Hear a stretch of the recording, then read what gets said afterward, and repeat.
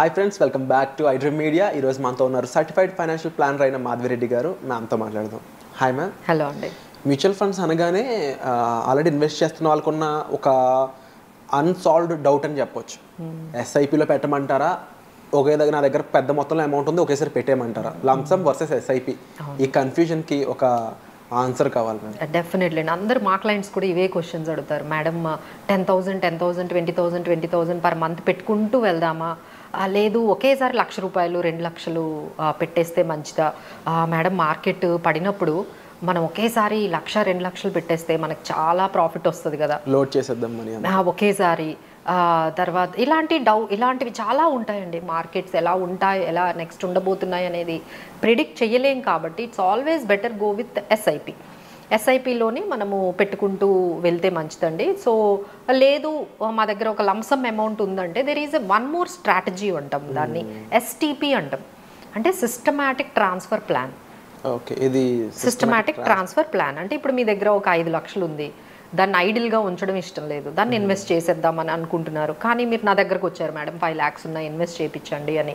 ఇప్పుడున్న markets conditions బట్టి నేను సార్ ఇప్పుడు కొంచెం సిచ్యువేషన్ ఇలా ఉంది కాబట్టి మీ 5 lakhsని ఏం చేస్తానంటే ఒక డెట్ ఫండ్లో పెట్టిస్తాం, where there is nothing to do with the markets. Okay, మార్కెట్కి సంబంధం ఉండదు, ఎందుకంటే అది డెట్ ఫండ్ కాబట్టి ఓన్లీ డిబెంచర్స్, బాండ్స్ ఇలాంటి వాటిలో ఉంటుంది, రిస్క్ ఉండదు. ఈ 5 lakhsని నేను ఏం చేస్తానంటే నెమ్మదిగా ఎవ్రీ మంత్ 30,000 మార్కెట్లో పంపిస్తాను. Okay, that is called systematic transfer plan. So ప్రతి దానికి ఒక సొల్యూషన్ ఉంటుందండి. So but you need to approach right strategies and right advice మీరు చేసినట్లయితే మీకు ప్రతి దానికి ఏ టైంలో పెట్టాలి, ఎలా పెట్టాలి, ఎస్ఐపి మంచిదా, ఇవన్నిటికీ కూడా every one has its own situation అండి. మీ సిచ్యువేషన్ బట్టి కూడా నేను సజెస్ట్ చేయాల్సి వస్తుంది. సార్ ఇలా పెట్టండి, ఇలా పెట్టండి. మీ రిస్క్ టేకింగ్ ఎబిలిటీ అనుకోండి, even I may suggest that sir ఇప్పుడు మార్కెట్ ఆల్మోస్ట్ 26,000 నుంచి 24,000 వరకు మనకు వచ్చింది కాబట్టి సో మీరు డైరెక్ట్గా మనం కొంత అమౌంట్ ఇప్పుడు పెట్టేద్దాము, లేదు అంటే ఆ 5,000ని 2 partsలో పెట్టించవచ్చు. సో ఇట్స్ ఆల్ డిపెండ్స్ అండి, మీకున్న రిస్క్ టేకింగ్ ఎబిలిటీ, మీకున్న టైం హారిజన్, ఇలాంటివి చాలా స్ట్రాటజీస్ మా దగ్గర ఉంటాయి. So basing on your current situation మేము డెసిషన్ తీసుకుంటాం. అండ్ మ్యామ్ చాలామందికి ఈ ఎస్ఐపి పెడుతూ లాంగ్ టర్మ్లో నేను డబ్బులు తీసుకోవడం అనేది వాళ్ళకి ఎందుకు వర్త్ కాదేమో అనిపిస్తూ ఉంటుంది. ఇంకొంతమందికి ఎస్ఐపిలో కాంపౌండింగ్ అనే వాల్యూ అర్థం కాక వాళ్ళు ఏమంటారంటే ఎప్పుడో వచ్చేదానికి నాకెందుకు, ఇప్పుడు వచ్చేది ఏమైనా ఉందా, నాకు రెగ్యులర్గా ఇన్కమ్ కావాలి బట్ నేను అంత లాంగ్ టర్మ్లో పెట్టలేను అనేవాళ్ళు. ఇలాంటి వాళ్ళకి మ్యూచువల్ ఫండ్స్ అసలు వర్కౌట్ అవుతుందా? సో ఇలా చెప్తున్నాం కదండి, every person has its own requirements.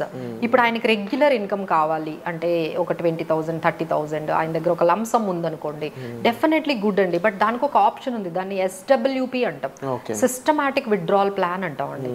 So ఈ తెచ్చిన మీరు ఏదైతే ఈ కార్పస్ ఫండ్ని మనము ఒక 3-4 స్కీమ్స్లో పెట్టేస్తే ఎవ్రీ మంత్ మీ అకౌంట్లోకి ఒక 20,000 కానీ లేకపోతే 10,000 కానీ స్లోగా మీ అకౌంట్లోకి వెళ్ళిపోతూ ఉంటుందన్నమాట.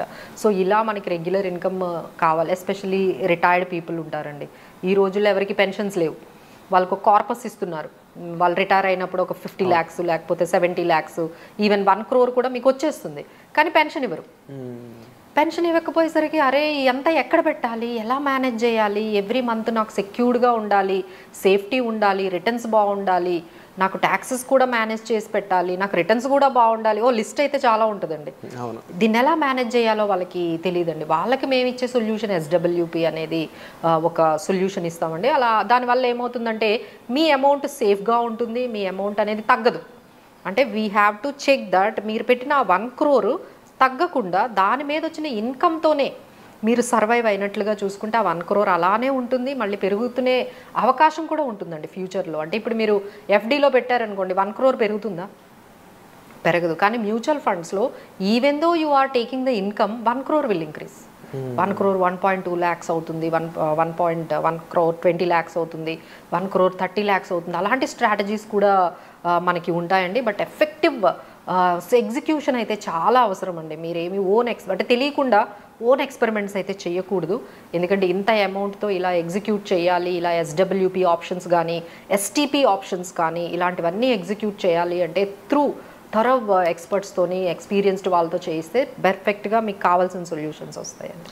అండ్ ఫైనల్ క్వశ్చన్ మ్యామ్, జనరల్గా ఎస్ఐపి చేసుకుంటూ లంసమ్ అనేది ఇన్వెస్ట్ చేయకూడదు అంటారా?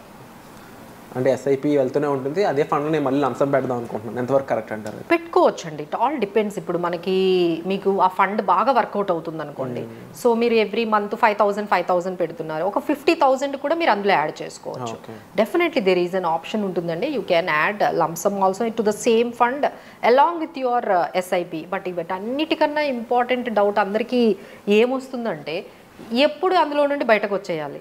ఓకే, సరే ఇప్పుడు ఒక ఫండ్ మనకి క్రియేట్ అయ్యింది, దాన్ని ఎగ్జిట్ ఎప్పుడు అవ్వాలి, మనం పెట్టిన దాని మీద డబల్ అయింది, అప్పుడు బయటకు వచ్చేయాలా?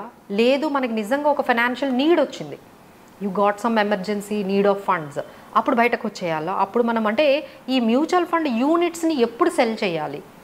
అండ్ ఇంకో డౌట్ ఉంది మ్యామ్, ఇందులో లాజికల్ డౌట్ ఏంటి అంటే, మ్యూచువల్ ఫండ్లో నేను రీడీమ్ చేసుకుందాం అనుకుంటున్నాను, ఎమర్జెన్సీగా సిచ్యువేషన్ అయితే రాదు కదా, 3 days అయినండి, 3 daysలో వచ్చేస్తుంది. 3 days అది మినిమం పీరియడ్ అనుకున్నా కానీ ఇంకా ఎమర్జెన్సీగా నాకు ఈ రోజే రావాలి, దానికి కూడా ఉన్నాయండి లిక్విడ్ ఫండ్స్ అనేవి ఉంటాయి. వాళ్ళు 24 hours కూడా మీకు, కాకపోతే అది సెపరేట్ ఫండ్లో పెట్టాల్సి ఉంటుంది, అప్పుడు మీకు తొందరగా వచ్చేస్తాయి. బట్ ఏంటంటే ఈ సెల్ చేయాలి, ఎప్పుడు సెల్ చేయాలి యూనిట్స్ని, ఎప్పుడు మనకి మ్యూచువల్ ఫండ్స్లో రిడెంప్షన్కి ఎప్పుడు వెళ్ళాలి అనేది చాలా మందికి డౌట్ ఉంటుందండి. సో ఫస్ట్ ఆఫ్ ఆల్ వాళ్ళు ఏంటంటే నీడ్ ఏమైనా ఉందా, ఫైనాన్షియల్ గోల్కి మనం రీచ్ అయినప్పుడు అమ్మేసుకోవడం అనేది ఒకటి. అంటే మీరు ఒక ప్లాట్ కొనుక్కోవాలి, లేకపోతే ఇల్లు కొనుక్కోవాలనుకునే వాళ్ళు అది నిజంగా మ్యూచువల్ ఫండ్స్ని ఎంత రిడీమ్ చేయాలి అంతా చేయకూడదండి. యూ నీడ్ నాట్ కంప్లీట్లీ దాన్ని జీరో చేసేస్తున్నారు చాలామంది. ఆ మ్యూచువల్ ఫండ్స్ పెడుతూ ఉంటారు, ఏదో రిటైర్మెంట్కి అంటారు, మధ్యలో ఇంకేదో గోల్ మీరు సెట్ చేసుకుంటారు, మారిపోతుంది, దాన్ని జీరో చేస్తారు, ఇక మొత్తం రిటైర్మెంట్ గోల్ అనేది పక్కకి వెళ్ళిపోతుంది. సో ఇలా కాకుండా అసలు ఎంత రిడీమ్ చేయొచ్చు, మన అవసరాలకి ఎంతవరకు దాన్ని మ్యూచువల్ ఫండ్స్ని వాడుకోవచ్చు అనేది కూడా చాలా ఇంపార్టెంట్ డెసిషన్ అండి. ఆ తర్వాత అది చాలా వరకు పెరిగింది, దాన్ని ప్రాఫిట్స్ బుక్ చేసుకుందామా, అందులో నుండి మనం బయటకు వచ్చేసి బుక్ చేసుకొని ఇంకెక్కడైనా ఇన్వెస్ట్ చేసుకుందామా, ఇలాంటి డెసిషన్స్ కూడా చాలా టఫ్ డెసిషన్స్ అండి, తీసుకోవడం అంతా మేము చెప్పినంత ఈజీ కాదు. సో లేకపోతే ఫండ్ బాగా పెర్ఫార్మెన్స్ చేయట్లేదు, చాలామంది అడుగుతారు, మేడం నా దగ్గర 4 funds ఉన్నాయి కానీ ఈ ఫండ్ అస్సలు పెరగట్లేదండి అని. సో అందులో నుండి ఎప్పుడు బయటకు వచ్చేయాలి? బయటకు వచ్చేటప్పుడు ట్యాక్సెస్ కూడా పడతాయి కదండి. సో ఆ ట్యాక్స్ ఇంప్లికేషన్ కూడా మీరు ఒకసారి క్యాలిక్యులేట్ చేసుకోండి. సో దాని మీద మీకు long term capital gain tax అనేది 12.5% ఉంటుంది. సో ఈ ఇంప్లికేషన్స్ అన్నీ తర్వాత ఇంకా మీరు ముందే వచ్చేసారనుకోండి ఎగ్జిట్ లోడ్స్ ఉంటాయి. సో ఇలాంటి ట్యాక్స్ ప్లానింగ్స్ ఇవన్నీ కూడా మనం ఇంప్లికేషన్స్ ఇవన్నీ చూసుకొని ఒకరి ద్వారా మనం ఈ డెసిషన్ తీసుకునే ముందు ఒకరి దగ్గర కూర్చొని మనకున్న సిచ్యువేషన్ అంతా ఎక్స్ప్లెయిన్ చేసి అప్పుడు డెసిషన్ తీసుకుంటే పర్ఫెక్ట్ ఉంటుంది. బయట సిచ్యువేషన్ కోసం ఇచ్చిన ఇన్ఫర్మేషన్ అంతా కూడా వండర్ఫుల్గా ఉంది.